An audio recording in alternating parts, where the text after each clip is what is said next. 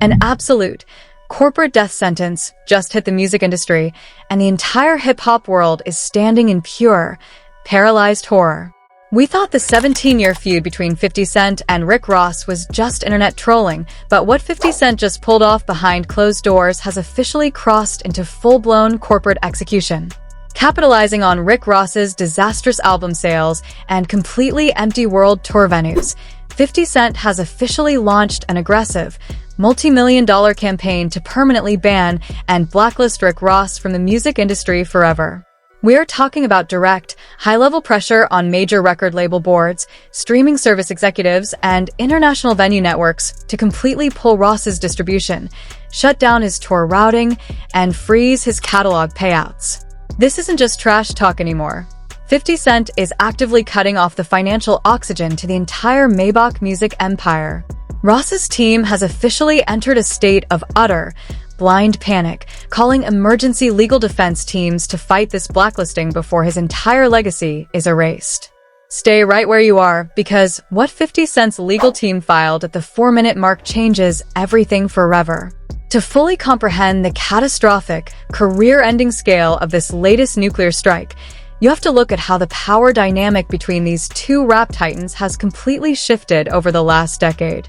This is no longer just two artists exchanging diss tracks on the radio. This is a cold, calculated war between a corporate media mogul and a legacy artist fighting for his financial survival.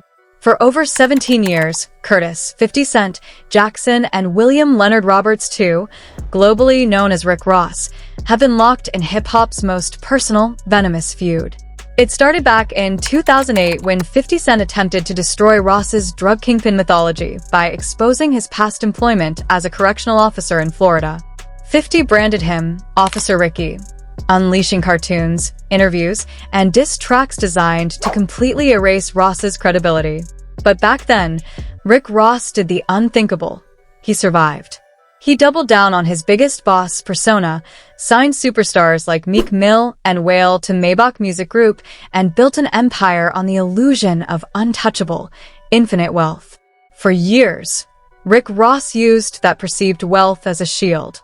He boasted about his 300-acre promised land estate in Georgia, his $35 million custom Gulfstream G550 jet, his collection of exotic vintage cars, and his dozens of Wingstop franchises. He positioned himself as a savvy corporate mastermind who had outgrown rap beef. Meanwhile, 50 Cent was quietly building a completely different kind of leverage. 50 transitioned from the music business into a dominant television, film, and media executive. Through his powerhouse production company, G-Unit Film and Television, Fifth built the massive Power universe, secured lucrative executive producing deals with major streaming giants like Netflix, acquired a state-of-the-art studio facility in Shreveport, Louisiana, and launched high-yield Vegas residencies. 50 Cent didn't just stay rich. He became an essential corporate partner to the very same boardrooms, venue networks, and media conglomerates that control the entertainment industry. The quiet imbalance between them finally exploded when Rick Ross rolled out his 12th studio album alongside a massive global orchestra tour. Ross pitched the project as his grand return, but the modern streaming landscape showed no mercy. Initial streaming data leaked, revealing that Ross's album was tracking at an appalling 1,200 to 2,000 pure sales in its first week. To make matters worse, venue seating maps showed arenas at less than 20% capacity, forcing Ross's team to issue desperate buy one get 50% off ticket discounts just to avoid performing in front of empty chairs. 50 Cent didn't just laugh at the failure. He recognized it as the ultimate tactical opening he had been waiting 17 years to exploit. 50 realized that Ross was no longer protected by massive hit records or heavy label backing. The Maybach brand was financially vulnerable, exposed, and bleeding money. Instead of sitting back and making memes, 50 Cent decided to weaponize his massive corporate influence. He didn't want to just mock Rick Ross's failure. He set out to ensure that Rick Ross would never be allowed to release an album, book an arena, or sign a distribution deal ever again. The corporate execution officially began in the early hours of Tuesday morning. It didn't start with a diss song or an Instagram rant. It started with a series of high-level, confidential legal notices dispatched directly from 50 Cent's executive legal team to the board of directors of major music distribution networks, global venue conglomerates, and streaming platforms. 50 Cent weaponized his massive leverage as a top-tier content producer. The message sent behind closed doors was brutal, direct, and completely uncompromising. If you continue to distribute, promote, or host Rick Ross's live events, G-Unit Film and Television will reevaluate its multi-million-dollar production partnerships, licensing deals, and venue exclusives with your parent company. Read that again. 50 Cent put the entire industry in a position where they had to choose between his multi-million-dollar TV and film empire or Rick Ross's flopping album. The impact was immediate and catastrophic. At 10 a.m., an internal document leaked from inside a major international venue booking agency. The memo revealed that 3 major arena dates on Ross's upcoming European and domestic tour routes had been abruptly put on administrative hold, pending a complete financial risk assessment. Venue underwriters cited extreme operational liability and insufficient advance ticket metrics, using 50 Cent's public exposure of the 2000 album sales as formal grounds to freeze the bookings. When news of the venue freezes broke, 50 Cent launched a victory lap on social media that sent shockwaves through the entire culture. Fifth posted a photo of himself sitting at a massive mahogany conference table surrounded by corporate executives, captioned with terrifying precision. "I told y'all I was gonna clean this whole thing up. Grinning, squinting face nobody is booking the fake boss. Labels don't want him. Venues don't want him. Streaming sites are flagging the bot plays. It's officially a blacklist. Pack your bags, Ricky. The ride is over." The comment sections erupted into total chaos. The optics were completely horrifying. For 15 years, Ross had called himself the biggest boss, but 50 Cent was actively demonstrating who actually owned the boardrooms. Inside Rick Ross's camp at the Promised Land estate in Georgia, total, unadulterated panic took over. Sources close to Maybach Music Group reported that Ross was hit with a barrage of frantic phone calls from his road manager, his distribution representatives, and event promoters across 5 different states, all reporting the exact same thing. Venue contracts were being held up, and streaming playlist placements were quietly being stripped from his new album. Ross was trapped in an absolute nightmare. He was facing the total collapse of his public infrastructure in real time. Driven by pure rage and desperation, Ross took to his Instagram stories to fight back, broadcasting live from his private study while wearing a silk robe and holding a cigar. "Fifth, you playing dirty corporate games because you can't touch me in the streets or in the music." Ross sneered, his voice visibly shaking with tension. "You running to boardrooms begging white executives to take my shows down? That's what a police officer does. You using corporate leverage because your own music career has been dead for 10 years. You a whole informant in a suit." Ross tried to reframe 50 Cent's blacklisting campaign as a cowardly corporate move, accusing 50 of using dirty Hollywood tactics to silence real independent music creators. Ross claimed that Maybach Music Group was 100% independent and that no corporate blacklist could stop him from performing for his fans. "I own my land, I own my wingstops, I own my catalog," Ross shouted into the camera, trying to maintain his boss persona. "You can't ban a billionaire, Fifth. We booking our own venues. We going straight to the fans." It was supposed to be a powerful, defiant stand. But just as Ross finished his live rant, an unexpected, catastrophic twist dropped that turned his brave speech into an absolute disaster. A prominent entertainment law firm representing a major digital streaming platform issued an official, public statement regarding an ongoing copyright and distribution compliance audit, explicitly naming Maybach Music Group as a primary subject of investigation regarding alleged inauthentic stream inflation and unresolved third-party sample clearances.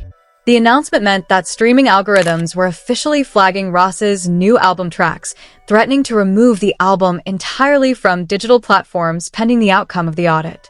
50 Cent's campaign hadn't just frozen Ross's tour, it had successfully triggered a corporate investigation that threatened to pull Ross's entire music catalog offline. Floyd Mayweather even chimed in from the sidelines, posting a cryptic laughing emoji under the news report, further fueling the online hysteria. Panic inside Ross's inner circle reached an all-time high. Staff members were seen rushing in and out of his estate as emergency legal meetings were called to draft an emergency federal injunction against 50 Cent. But right as Ross's lawyers were preparing the paperwork, an even bigger leak surfaced that left the entire industry speechless. The news of the impending streaming audit and venue blacklisting sent shockwaves across the entire music and entertainment ecosystem. News outlets, financial blogs, and hip-hop reaction channels went into complete overdrive, analyzing whether 50 Cent had actually pulled off the first successful, corporate-driven ban of a legacy superstar in rap history. The hashtag ban Rick Ross and hashtag 50 Cent blacklist were trending at number 1 and number 2 globally across X, TikTok, and Instagram. Then came the second, massive unexpected twist that escalated this corporate war into a terrifying legal thriller. At 2:30 p.m., an investigative entertainment reporter published a bombshell report containing leaked internal communications between a high-ranking executive at a major music distribution conglomerate and 50 Cent's legal team. The documents revealed that 50 Cent's blacklisting campaign wasn't just based on corporate pressure. It was backed by a deeply calculated legal strategy revolving around old, unfulfilled corporate debt liabilities tied to Maybach Music Group's early distribution deals from over a decade ago. According to the leaked documents, 50 Cent's investment group had quietly purchased the underlying distressed debt portfolios of a former distribution company that Ross had partnered with in the early 2010s. Read that again. 50 Cent didn't just ask labels to ban Ross. He literally bought Rick Ross's OLD corporate debt and was now legally using those active debt liens to freeze any incoming streaming royalties or venue payouts generated by Ross's new album. Every dollar Ross's new album was supposed to generate was now subject to immediate court-order garnishment by an investment firm owned directly by 50 Cent. The sheer, diabolical genius of the move left the entire industry in absolute, stunned silence. 50 Cent hadn't just blocked Ross's tour. He had positioned himself as Rick Ross's legal creditor. 50 Cent immediately capitalized on the bombshell revelation, dropping a new video on Instagram sitting in his private jet, holding a glass of champagne, and laughing uncontrollably. "I own you, Ricky," 50 yelled into the camera, wiping tears of laughter from his eyes. "You thought you were making boss moves? I bought your debt, boy. Every time somebody plays a song on that new flop album, the check comes straight to my office. You working for me now? Thank you for the 2,000 sales. I'll take my cut on Friday." The internet completely exploded. The revelation that Rick Ross was unknowingly generating income for his worst enemy turned the entire situation into the most embarrassing, humiliating defeat in hip-hop history. Memes depicting Rick Ross wearing a G-Unit shirt and working as an employee in 50 Cent's office flooded every single social media platform. The biggest boss image was completely, utterly pulverized. Inside Rick Ross's camp, absolute total breakdown occurred. Sources inside the Maybach Music Executive Office reported that Ross's top financial advisors advised him to immediately halt all promotional activities for the album and cancel the remainder of the world tour to prevent further legal garnishments. Ross was facing complete financial and professional checkmate. If he performed, 50 Cent collected the money. If he stayed home, his empire collapsed under the weight of tour overhead and empty venues. Driven to the absolute brink, Rick Ross's legal team issued a desperate, late-afternoon press release announcing that they were filing an emergency federal lawsuit against 50 Cent for tortious interference, predatory corporate harassment, and illegal restraint of trade, begging a federal judge to issue an immediate restraining order against 50 Cent's debt enforcement strategy. The press release claimed that 50 Cent was using weaponized corporate sabotage to destroy an independent artist's livelihood and permanently ban him from the commercial marketplace. But just as the public was waiting to see if a judge would intervene, 50 Cent's legal team dropped a single, terrifying one-sentence response that left everyone frozen in suspense. "We welcome the lawsuit, because discovery will require Rick Ross to submit his complete, unedited tax returns and offshore bank account records for the last 10 years under penalty of perjury." The threat was lethal. If Ross pursued the lawsuit, he would be forced to lay bare his entire private financial life under federal court oath. The entire global media landscape went into an absolute frenzy as the blacklisting war reached its peak. The debate over 50 Cent's ruthless corporate tactics divided the internet into two fiercely combative, unapologetic camps. On one side, hashtag Team 50 celebrated what they viewed as the ultimate, definitive masterclass in strategic warfare. Fans flooded social media, praising 50 Cent as a financial genius who turned a rap feud into a corporate takeover. 50 Cent didn't just win the beef. He bought the man's debt and turned him into an employee. One viral tweet with over 200,000 likes read, "This is the most ruthless, surgical execution in the history of music." 50 Cent is officially the realest boss in hip-hop history. On the opposing side, hashtag Team Ross and several independent music advocacy groups expressed deep horror over 50 Cent's tactics, accusing him of creating a dangerous, toxic precedent that threatens the entire independent music ecosystem.